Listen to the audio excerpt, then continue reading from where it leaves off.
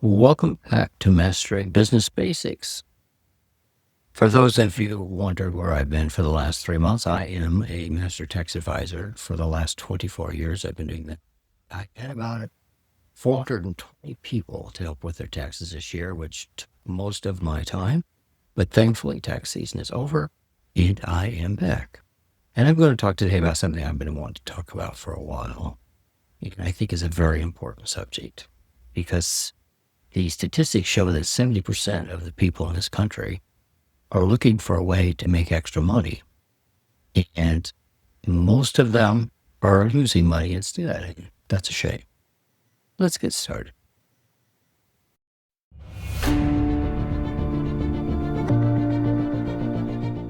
You are listening to the Mastering Business Basics podcast, where we discuss how to build a solid foundation under your small business to improve your chances of success. And now, here is your host, Roger Pearson.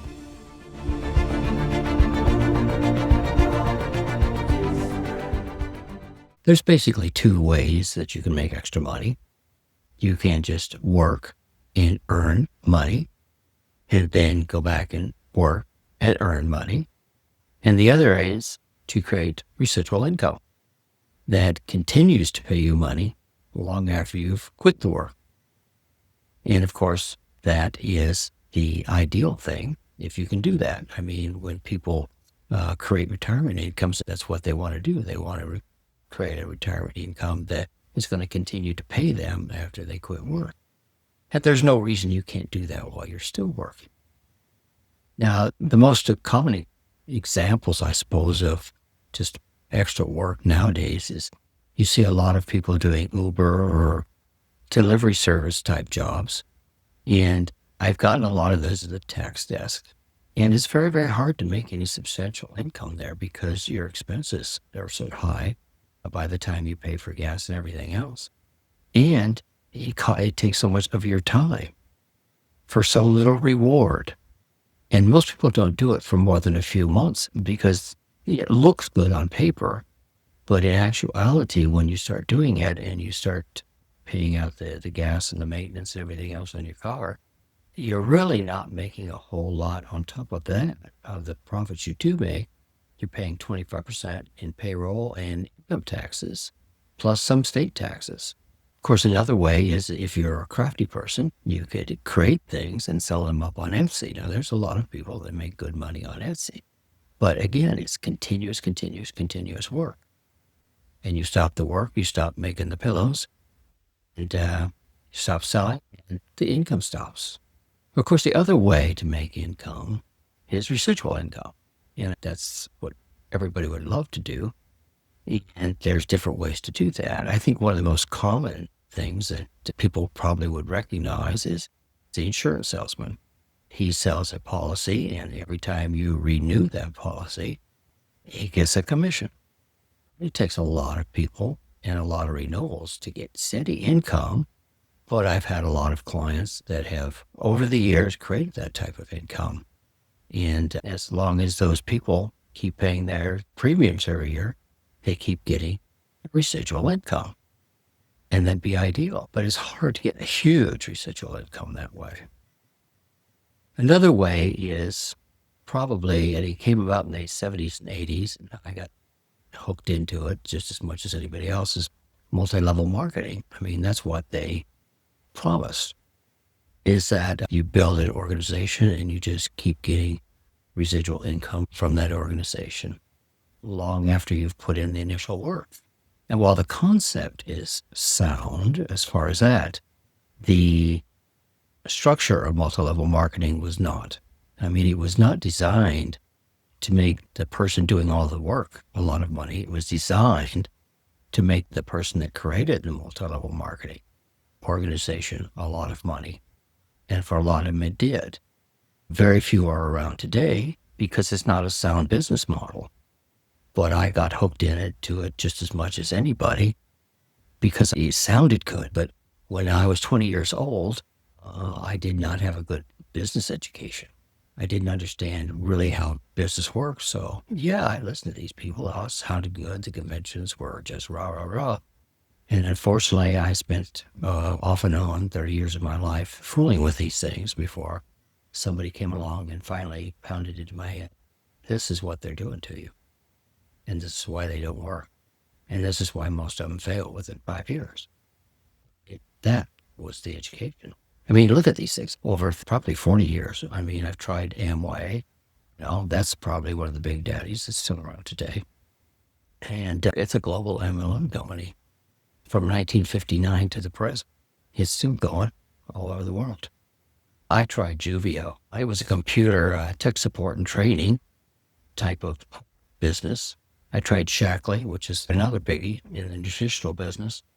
New Vision International sold dietary supplements. They're no longer around. Quickstar was a online multi-level platform that sold Amway products. Because when people start buying online, Amway just spun this off and decided, we'll try that. They tried that for 10 years and it didn't work very well. So they folded it back into the Amway brand.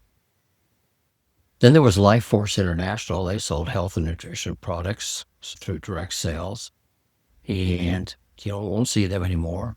Paradox Ventures was an investment venture capital real estate venture.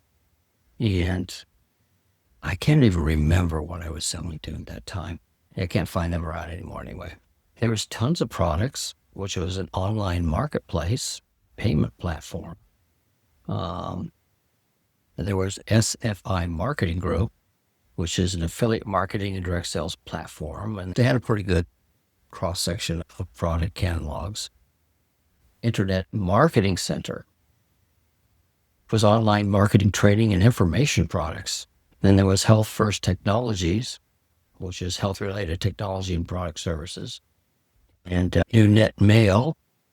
This came along when the internet started really taking off. And then, of course, MLM moved to the internet, and all these companies came up. New Mail was an email messaging software and a small hosting service. And they're not around anymore. Then there was Zuma. Zuma was health and wellness products, supplements, beverages. They had super water, and tropical items like that. And it's still operating, actually, as Zuma worldwide via direct sales around the world. Not really in this country anymore, but there's a lot of other countries that don't have as strict laws, consumer protections as we do. And then there was TransArt Industries, which went from 78 to the 80s. They sold art prints, artistic furnitures, pottery, things like that. I still have a few of their pieces sitting around here. It was very nice stuff. It's just buy them once, and then you got to go find new customers all the time because you can only buy so many vases or so many paintings, so many prints to put in your house unless you keep building a bigger house. And so I tried all those. And there's some I can't ever remember I did. This is just the ones I can remember I did. And it wasn't until about 2002 I finally learned why these don't work. And I finally learned why none of these businesses ever published what their business builders ever made. Because they're all based on one thing, bringing in new business builders. I mean, yes, they had products. They had to have products just to have some kind of legality to them. Otherwise, they'd just be a pyramid scheme, so to speak. So they had to have products they sell. But the way it's structured was not to create residual income. It wasn't. It was to make the people that owned the companies a lot of money. And they did. And when they didn't work anymore, they walked away from them.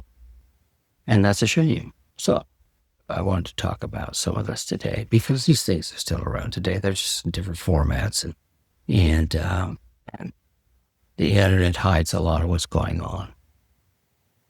But one thing I want to tell you, if they can't publish what their business builders are making, you want to walk the other way because they're hiding something. And they usually are.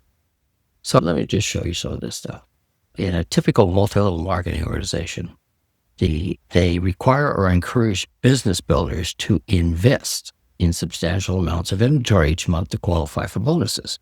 And I found that out because when I started out, I was, 20? That's 1970. And you had to inventory everything. We didn't have the internet back then. So you had to keep inventory, and then go out to your customers and deliver your products to your customers and so forth. And, it's like a regular business almost. But the thing about it is that, say you wanted to make 4% commission instead of 2% commission, well, you had to move so much product through your organization. And if you couldn't sell enough to get up to the next level, so you could get more percentage of your bonus, you basically had to buy the product yourself and put it in your garage. And that's the way multi-level marketing worked. They encourage you to stockpile a lot of stuff. There were some of them out there. I mean, you had to buy an entire garage full of stuff to get started. And if you couldn't move it, you were out the money. And that happened to hundreds and hundreds of people also. And that's a shame. So anything that requires you to buy stuff yourself to advance in the business, you probably want to walk away from, you know. But there are some good businesses out there. A good business is not going to require you to make investments in it unless you're in the franchising business. That's another subject for another day. And this is where customers purchase only what they will use up on a monthly basis. And customers purchase directly from the factory, so there's no need to purchase inventory, and therefore there's no risk of financial loss. You want a business where you can't lose money. An MLM, you're going to lose money because of the way they're structured. Multi-level marketing often sells products that nobody really uses. This is the other thing. Like cases of magical fruit juice, magnets, green algae, things like that. I remember there was another company I was selling honey products. Can't remember the name of it. But you can only use so much of that too. But there's a lot of just crazy products. But they sounded so good when the propaganda was put out about them. What you want to do is find a company that markets products that are already being used in households on a daily basis. But they have to be higher quality, more effective, and safer to use than the grocery stores or the drugstore brands. You're going to sell the type of products that people are already buying in the grocery stores and Walmart and Target and so forth. But the products you have need to be higher quality than they could just get at the corner store and buy. Or why are they going to waste their time with yours? So that means they actually have to also be cost effective. The thing about the MLM products is they're overpriced. They have to be overpriced to pay the commissions and things that they were promising to people. Well, they're overpriced, they're harder to sell. So it's harder to keep the clients. You constantly have to get new clients, new customers, because people realize, it's not a good deal. So they go away. And you have to replace them. That was the hard part. Multi-level marketings often back up phenomenal product claims with folklore and testimonials rather than science and laboratory studies. Isn't that the truth? But they have some really good marketing material on some of this stuff. What you want to do is find a company that their product claims are backed up by legitimate science and research. And it has scientific studies done against their competitors. They can actually show you with scientific studies, clinical studies, how their products are better than what you're currently buying. This is what you want to look for, and that's hard to find. Multi-level marketing often require their distributors to resell products to their customers. Well, wouldn't it be better to find a company that doesn't require any of its products to be resold to anyone else? In fact, probably want to find one that has a policy that prohibits reselling. You just introduce people to the products and they buy directly from the company. And the company pays you a commission for it. That's residual sales. That's residual income. It's the easy way to do it. So you don't have to keep inventory in your garage, and you don't have to make deliveries. You don't have to be a store yourself. Multi-level marketings usually charge several times what the product's actually worth, such as $40 for a product you would normally pay less than $5 for at the store. And that's not going to work either. People aren't dumb. I mean, they may say, okay, this sounds fantastic, and try it for a time or two. But after that, they're also going to say, well, that's dumb that I'm paying that much for it, and go back to buying at the store what they were buying, even if it wasn't as good. So your products need to be competitively priced with grocery store brands on a per-use basis. even though they're usually substantially higher quality than those other brands. So you have things, they have to be a good price against what you're currently buying, and they have to be better quality than what you're currently buying, or people are not going to listen to you, and they're not going to stay with you, and they're not going to create true residual income. Now, multi-level marketing distributors usually tout big checks to entice others to get involved. And I saw that a lot. And rarely will a multi-level marketing company reveal what its distributors actually make. And most multi-level marketing companies will also never reveal their actual sales. They won't give you statistics. They won't tell you what they're actually doing and what the stats are, because anybody with any business brains would look at it and say, this is not a good deal. I don't want to be involved with this. So it's all hype. But a good company will publish how much all of their marketing members make, and complete with highs, the lows, and the averages of each status, so that you can take a look at it and prove to yourself, well, this thing actually works. These people actually make money. And this is what they have to do to get. So if I do this particular set of functions and meet this, I'm going to be making this much money. Well, that gives you something to work for. You choose what you want to make, what kind of residual income you want to make. You get a blueprint to get exactly that. And the proof is all lying here. The numbers are all there. Nothing's being hidden. That's the type of integrity a company should have. Unfortunately, multi-level marketing companies don't have that. A lot of, actually most multi-level marketing companies always tout a ground floor opportunity to potential business builders, implying the major advantages if you hurry and get in on the ground floor.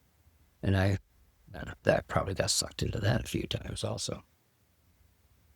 But a good company, rather than deteriorating over time, a viable business opportunity actually gets better every single year.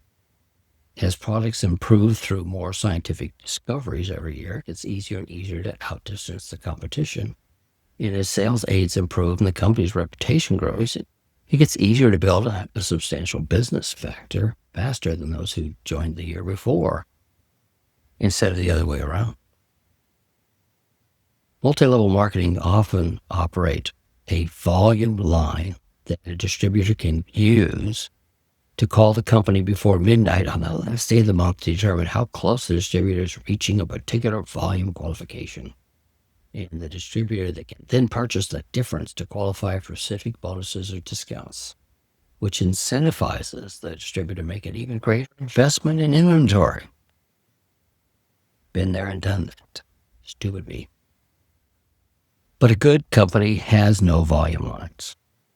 Customers buy only what they need each month. There's absolutely no incentive and no requirement to make large purchases at the end of the month to qualify for some volume level. Remember that a good company, good direct sales company that you can represent, doesn't require you to make investments. They require your time, they require your work, but they don't require your money. Now, the thing about MLMs also, the attrition rate of customers and distributors is extremely high in most multi-level companies. And so when you're looking at a good company, what you want to do is look at the retention rate also. In some companies, 96% of customers who ordered 1 month will order again the next month, because the quality and the price of the products are just so good. These companies are far and few between, but they are out there. Now, many multi-level marketing suggests that distributors quit their full-time jobs and work full-time in their multi-level business.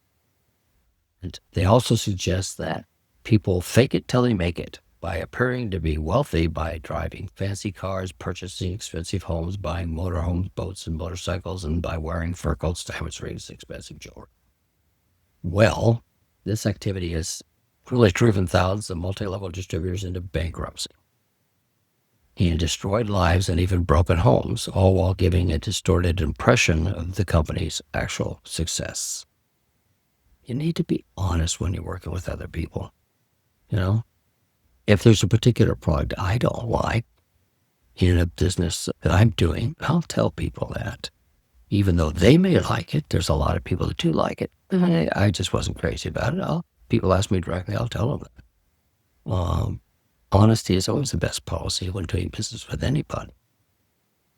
So a good company is going to advocate that marketers keep their full-time job, become the best employee they can be for their current employer, and use their additional income, add to their full-time income. And then only when you're making several times your current salary should you ever consider leaving. A good company should advocate that people stay out of debt, pay off their homes, cars, and live within their means. And that's such a good feeling when you do that. I mean, I paid off my house last year, and what a good feeling. So I don't have any car payments, I don't have house payments anymore. It is a remarkable feeling. It took me a lot of work to get there. And I had to work a lot of extra part-time jobs to pay extra on things, but I did it, and I got there, and it really feels wonderful. Most MLMs do not have product return policies unless the distributor cancels their distributorship. Only then will a typical multi-level marketing company honor the Direct Selling Association's Code of Ethics, which requires such companies to purchase back 90% of a distributor's resellable products. Didn't know they had that out there, did you? Well, a good company gives an absolute no questions asked 100% customer satisfaction guarantee. They'll give you your money back even if you have used up all of the product and decided you didn't like it after you used it. Grocery stores or drugstores don't offer such a guarantee. Most MLM companies don't offer such a guarantee either. So I've spent a great part of my life learning all of these things the hard way. Now there's only one company I have found that actually has not one negative to it. Absolutely not one negative to it. And I love talking to people about it. I'm not going to tell you what it is now. If you want to know, you can get hold of me and ask me. I will let you know. But the remarkable thing about this company is, and any company should look at, is the more money the company makes, the more they give back to the people building the company. They don't pad their own pockets with it. And that's even rarer to find. So, I know, I'm probably rambling here, but I just wanted to go through some of the adventures I've had with multi-level marketing or network marketing, whatever you want to call it, starting back in 1970, well, up till about 2002, I think it was. And I've wasted so much time, so much effort, and so much money in trying to create this kind of residual income until I finally found a company that does it the right way. And I was very skeptical at first because, I got burnt so many times because I didn't understand why I was being burnt, I didn't understand. And it took me a long time to learn because I listened to the propaganda and I wanted it so bad. And I didn't realize I was being set up for failure from the very beginning so people could make some money. And they didn't really care about the rest of us as long as they made the money. And unfortunately, a lot of businesses are that way in this country. And to find the good ones takes a lot of research. But you have to know what's bad before you can find the good. And I'm sorry it took me so many decades to learn that. Anyway, that's what I am to talk about today. We're going to be talking about some things in the future also. We're going to talk about franchising. If you really want to go out of the way and like to invest a lot of money or borrow a lot of money to invest, either case may be. We're going to have some guests coming up, which I think you're going to find very, very interesting. Anyway, I did. And I will try to keep to a weekly schedule from now on. If too many other things don't come in my way. But the tax season is over, so I should be free for at least the rest of this year to do some interesting things. So I thank you for coming along. And if you have any questions, of course, you go out to my website, seagulltechnologies.com. It has links to everything there. It has contact forms. If you just want to shoot me an email and ask me any questions, I would be glad to get back to you. So until next time, goodbye.